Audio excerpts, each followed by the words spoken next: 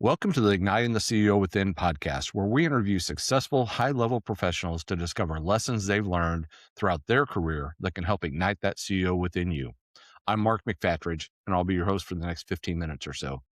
Our show is sponsored by Quaid, a nationwide community of CEOs and entrepreneurs. Quaid has developed Launchpad, which offers an opportunity for experienced executive coaches and strategic advisors to become licensed circle directors. After completing the Launchpad program, you'll lead your own peer advisory circles, helping other CEOs and entrepreneurs excel in their professional and personal lives while providing a community of challenge, accountability, and support. If you'd like to learn more, please visit us at quaidcircle.com. I'm really excited about our episode today. I get to hang out with Kyle Collins. He's a mindset and leadership coach out of Chicago for Fortitude, his company. Kyle, welcome to the show, man. Thanks, Mark. Pleasure to be here. I'm excited to have this conversation. All right, let's jump into it. So, like in your work, you get exposure to all kinds of leaders, and some of them are going to come to you and they're going to be really, really good, and others have some opportunity to improve. Let's say it that way. If you had to look at it and maybe narrow it down to one or two traits that you see that typically separate a really excellent leader from one of those people that need a little bit of work, but do you share some advice on that or some insights on that? Yeah, I would. So, reflecting on my history and who I've worked under, mentors I've had, and also now coaching pretty high level people, I think I would identify servant leadership as that main trait. When I know someone, people leading me, when I know they care more about just my performance, they care about my family, they care about what's going on in my life. When I feel that sense of camaraderie on a deeper level than just a work professional relationship, I will do anything for that person. And so I've noticed the people that I see be very successful in this space, any type of leadership stuff, really it's about the servant leadership and them wanting to serve their people first. And then that just spills over. Yeah, I agree with you. I think that's a really good trait of people to have and of leaders to have. I'll be honest, that's not always the most natural thing to come by, right? Like I think depending on where you go to school, some universities will have classes and that type of stuff, but it's not necessarily servant leadership is not necessarily trained, right? How do you see people start to move that way? When does it happen? How does it happen? How do you get them in that mindset? Yeah, a lot of the clients I've been working with, Mark, have been in their careers a decade plus, and most of them have identified. I don't know if you've read Arthur Burke's book From Strength to Strength. Of He talks course. about, the first 15, 20 years of your career. It's all about climbing the corporate ladder, getting ahead, success. And then there's a certain stage in life where instead of success, it becomes about significance and wanting to give back and wanting to mentor and wanting to lead. And so this exercise I do with all of my clients, it's really wrapped around, hey, let's envision the best version of Mark a year from now, 5 years from now, 10 years from now, or a deathbed exercise. Let's Mhm. really define who that person would look like that you want to emulate. And then now let's backtrack and see what it takes to get there and live in that present day moment based on who you want to become in the future. The way I would differentiate this, a lot of therapy is great, but it's past focused to live in the present. A lot of coaching is future focused to live in the present. Who am I trying to become in the world? And so I've noticed when people have a big why, a reason to, what is my reason for existing? How am I trying to influence the world and impact the people around me? When they know what that is, then the how becomes much easier once you know the why. Yeah, you're 100% right. What so let's talk about that of finding that why, right? I mean, sometimes like you just have to get a job, right? And Yeah. pay the bills and kind of go down that route. And Yeah. and that's okay, right? I mean, we all have to do it and scrap and fight at some point. When have you seen like that light click on of somebody to go, this isn't enough for me? I think when people get to the point where they have most of their basic needs met, speaking from my own life, I know for me, there was a lot of survival. There was a lot of issues growing up. Once I got my basic survival needs met and I could think beyond just my own self, Mhm. I think that's when it starts to happen. When you know you've got everything you could possibly need, and most people get to a point of boredom. Like they've been successful, they've been doing really well, and now it's like, what's next?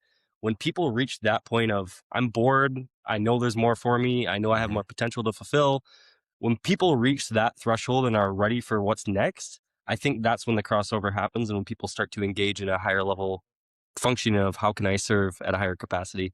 But it's really, I think, if you're talking about Maslow's hierarchy of needs, it's really you got to have your core needs met, got to have shelter, got to have food, all of the things, got to pay your bills, and then beyond that, you can start thinking about these higher level things. And not everybody. Let's be real. Both of us are in the Midwest. It's very Mhm. blue collar. Some people never get to this level because they're constantly fighting, and I experienced that a lot of my life too. But, everybody has to start from somewhere. When you get those basic needs met, you can start thinking about the higher level stuff. Yeah, I think that's a really good insight. I think the other thing I would add to that is you also have to see what you have to see and experience or see other people and experience what they're experiencing to understand that there is more to life than just paycheck to paycheck, right? Like you have to have um, allies and advisors and advocates that can kind of show you the way, right? That because if if I just if I had stayed in the small town that I grew up in, that's all I would have known, and I could have been successful by whatever definition you want in that small town, but I was fortunate enough to come to school in Indianapolis and get exposure to all kinds of different stuff, and I'm like, okay, there's a whole different world out there for me. So I had to see it, right? It's, I mean, you can read about it and all that kind of stuff, but for me, I had to see that there was more out there, right, before I could ever even want it. Yeah. Yeah, I totally agree with you. I mean, a Butler Bulldog, right? Is that what I Yes, saw? sir. Yes, sir. Let's go. I love it. Had some Uh-huh. great Final Four runs there. I would totally agree with you. I noticed the pivot point in my life was when I went to college 2.5 hours away from my hometown. I was exposed to many different things than I wasn't. I graduated with 36 people in high school. Everybody knows everybody for better for worse. Yep. So it was really eye opening for me to go to a school of 10, 11,000 people and get exposure to a lot bigger thinking, some people coming from very wealthy families and how do they set up their lives. It's just a variety of things happened for me to what you're saying. I had to see it to believe it. And Hmm. then once I started getting around that environment, seeing some of those people, like that's what I've now wanted to do for others is pull them, you know, not to shame or judge anybody, but Yeah. there's always another level that we can get to if we want to, if we Mhm. desire to. And it really depends on the type of people and the environment that you're operating in. Yeah, I think also tagging on to your basic needs thought. I think it also then becomes part of self awareness too, right? Like you have to understand who you are and where you want to go. Yeah, that's right. You're totally Yeah, right. yeah. How do you? My assumption is that the people that you work with, that's part of an exercise as well. So what would that look like? How do you help people understand who they are and help them start to format what they want to be, what they want out of life, what their lives could look like? What does that look like in your practice? Yeah, there's a tool I have that I utilize through the Meta Performance Institute called the 5 I assessment. And that's essentially at this season of these 5 I's. So it's like independence, impact, what else? Income. There's a lot of different I's that we can live into. You can do a strengths finder, you can do the Enneagram, any of these ways of the self-awareness assessments, figuring out what stage you're currently in. And if that's serving you, great. And if you want to go somewhere else, great. But just getting very clear and sober on where you're at currently, and then identifying, is this a track I want to go? Did what got me here going to get me to where I want to go next? Or do I need to change and evolutionize myself? And so I really think it's just getting sober about where you're at and then identifying, hey, 3 years from now, where do I want to be? And how do I start living into that version of myself now? But yeah, the 5 I assessment is huge. Knowing I used to be very income driven. I was 6 figures of student loan debt. I Uh, took jobs because I had to make an income and get out yep, of student loan debt. And yep. then once I had those needs met, my eye switched to impact. I've always deep down wanted to make an impact. It's Hmm. just certain season of my life, I needed income first. Yeah, no, you're right, and I think to me that's the thing that I think people either don't appreciate or really don't understand is self-awareness is not the be all end all. It's the journey, right? Like Yeah. as we get exposure to different things, as our life instances, circumstances change, our who we are as a person changes, and that's not that's I don't mean that to be negative or wrong. I think it's actually a positive that the more we experience, the more that we open up our minds and our hearts to see new things and different people and different ways of looking at things, that's got to impact us and start to either frame or reframe who we are and what we thought when we were growing up, right? If we Yeah, grew up with a class of 36 people, we're going to have an idea of what they do and what success is for them and what music they like and what books they read and whatever. And then all of a sudden you go to a larger university and you're exposed to whatever 10,000 other people, and now you're like, oh, I didn't know that music existed or that author existed or whatever. And yeah. so now it starts to frame you like, I didn't know I liked that because I didn't know it existed. Yeah, you're absolutely right. And it's funny, as I've been reflecting on the type of clients I've served to date, a lot of them have been uber successful. I've got a couple chiropractors, I've got some sales guys, I've got a financial advisor, all people that have done very well in their space. Most of the initial conversations start around business, executive level stuff. How am I a leader at work? And very quickly, a couple of conversations in, it devolves. Well, I'm I I identify I love what I'm doing at work, but I'm also not being the dad I want to be. I'm not being the spouse I Yeah. want to be. And so there's a crossover here. Life coaching, executive coaching, mindset coaching, all of it bleeds into each other. And I've found a lot of people think when you're succeeding in one area, it might take away. If I'm really crushing it at work, that means my fatherhood is slipping, for example. Mhm. I've found in my life, when I'm crushing it in one area, I'm more likely to crush it in all areas because I've got that energy, I've got that motivation, I've got the Mhm. drive to now say, hey, I know what success looks like in this area and how it makes me feel. I want to now feel that in every area of my life. So it's fun as I reflect in how I work with clients is it's a total life focus. I mean, yes, we're going to talk about your work if you want, but also are you being the type of person you want to be in the world? Right. And what does that look like? It's a really fun career for me. I love it. Yeah, that's cool. A couple things, right? I think we used to talk about work-life balance, and I've said for years that doesn't exist. It's work-life integration, right? Like Yeah. you can't have one without another, and to think about a teeter-totter is just not fair. It's Mm. all got to work together, right? Yeah. And I instead of a teeter-totter, I've always tried to envision like a work-life amoeba, right? Because like you said, you're kind of successful here, but it's also kind of squishy and all that kind of stuff. I can't get anybody to buy into the work-life amoeba deal. So I'll um, subscribe. there you go. All right. Well, yeah, we'll have to make it a cute picture or something of how we do that. But yeah, so I think that's really really wise on you. Of it's all related, and you can't separate it, and you shouldn't want to separate it. Frankly, like it's let's bring everybody together so we know, hey, Dad's going to be working extra this week, but next week, it's going to be I'm going to have the opportunity to focus more on you and whatever, and just have those communications versus I'm used to Dad showing up at 5 o'clock for dinner every night and he's not here for a week. What's up? And just Yep. questioning and filling in the blanks yourself, I think is really challenging. Yeah. And it's funny you mentioned that. What I heard you say was you take yourself everywhere you go. And it's funny because I authored a book called Wherever You Go, There You Are. And it's really about if I get hit by a Chicago bus and I can't raise my daughters the way I want to, I wrote 14 life principles I've learned to this stage of my life of if I can't raise them, these are things I would love for them to live by. And I chronicle like my wife and I's love story, 11 years of long distance living in separate countries. And just every chapter is a theme wrapped with personal narrative around it and how I've seen that been help that me help myself be successful in life based on those principles.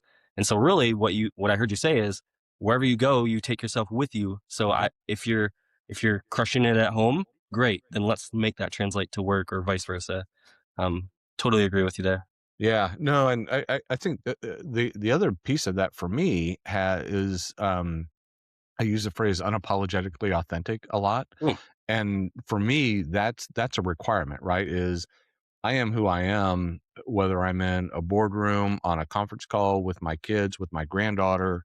I'm the same knucklehead wherever I am, and that's been really important for me, and almost load lightening, right? Like I don't have to mm, think about who I have to if I'm going into this meeting that I have to be this or that or whatever. that adds a level of strain and stress that is just unnecessary. And I think people appreciate the genuineness and the authenticity way more than trying to play the role that you think they want to see. Yeah, 100%. I have an exercise I do with my clients. I will have them do like a life vision statement. Here, this is the umbrella I want to, every area of my life that I serve in, this is what I stand for. And then I have them break it down at work, as a spouse, as a father, Mhm. you know, how does this look? So you've got this umbrella arch thing, and then how does that look in each of these areas? How are you showing up in that way? And it's really fun once people get this mindset of once you see it, once you have sticky notes, once you have something on your phone, once you're actively looking at something every day, a vision for your life and the way you want to show up, it's much easier to pursue that than if it's this vague, nebulous, I don't know, I want to be better. What does that look like? What does that mean? What are the steps to get there? It's really fun to play in that space of watching people go from, hey, I've got this amorphous amoeba. Mhm. I've got this amorphous thought of what I want my life to look like. And now let's get very specific on what does this actually mean in these 3, 4 areas of my life where I really want to show up and um, succeed in. That's cool. Yeah. That's cool. Here, I'll give you one exercise that I've done before that I really enjoy, and it's the writing of the obituary, but it's writing it as if you died on your 100th birthday. Mm. And so it does two things, right? It makes you be reflective of where you are today. You know, I'm 58, so I can be reflective as I'm writing this about my first 58 years, but then I've got 42 more years ahead of me. And so it now becomes planning and, okay, I've done this to date. Have I achieved what I wanted to do? If not, let's put that in place. And then you start to back into a lot of the things that you're doing, which is let's figure out what that looks like. If that's your end goal, if those are your goals to accomplish, let's back into those. And it is a powerful, powerful tool and practice to do. Yeah, I love that, Mark. I do that. I do the same one. I also do another one where I have people envision them looking up from their casket and watching all the people walk by and knowing what are the what's that word when people speak at your funeral, Oh, eulogy. eulogy. Yeah, what are people saying during, how are they eulogizing you, what are they saying about you? If it's great, awesome, keep living how you've been. But if it's not what you want to be hearing, maybe some changes have to be made. And I think a lot of people think it's morbid to think about your death. I actually think it's super impactful of how you live today, Hmm. knowing how you want to die. Most people die how they lived, right? So if I was joyful and I was encouraging and I uplifted others throughout my life, that's probably how I went out. So Yeah. No, I it's an dig it. impact. That's really cool. I don't typically share this, but my goal is to have a keg sitting next to my casket when I'm there, so people can have one last beer with me. I love it. Yeah, yeah. All right, my friend. Hey, this has been a blast. I'm going to ask you one more thing. Yeah. If you look back, and if you look at 21-year-old Kyle, what is one thing that you know today that you wish he would have known at that point? Yeah. I think reflecting back on my 21-year-old self, in coaching, I always have people analyze their own life, and we talk about 4 survival needs: look good, feel good, be right, or be in control. And for most of my life, I've operated in the look good paradigm. I don't want to look stupid. I don't want to look bad in front of others. And it's prevented me from doing a lot of things in my life out of fear. For example, Mhm. I've succeeded wildly in a lot of areas and been good in a lot of spaces. And because I'm good there, I just keep going down that path. I've shied away from things I knew I probably wouldn't be good at in Mhm. fear of looking like a fool, looking like a beginner. And that's hampered me in a lot of ways. Now, as I have 2 daughters and I watch my 4.5-year-old get super frustrated when she can't do something, I'm reflecting on, man, I wish my whole life I would have been the person that would just get up and try. Yep. You know what? It's okay to be a beginner again. And I've taken on that, probably the last 2 or 3 years. I've taken on that approach of, if someone asks me to do something, even if I'm not comfortable, my answer is going to be yes, and I will learn it as I go. I would really like to have been that my first 21 years. I would have loved that to be my story of not Yep. caring to look good. Yep. Um, that's what I would say to that I 21 love year it. old. I love Yeah. it. That's awesome. Well, this has been great. I think you and I could carry on for another, couple hours, but alas, we've got to bring it to an end. Do one thing though. Would you share with our audience what a typical engagement with you looks like, and how can they get a hold of you? Yeah, so I'm pretty active on LinkedIn.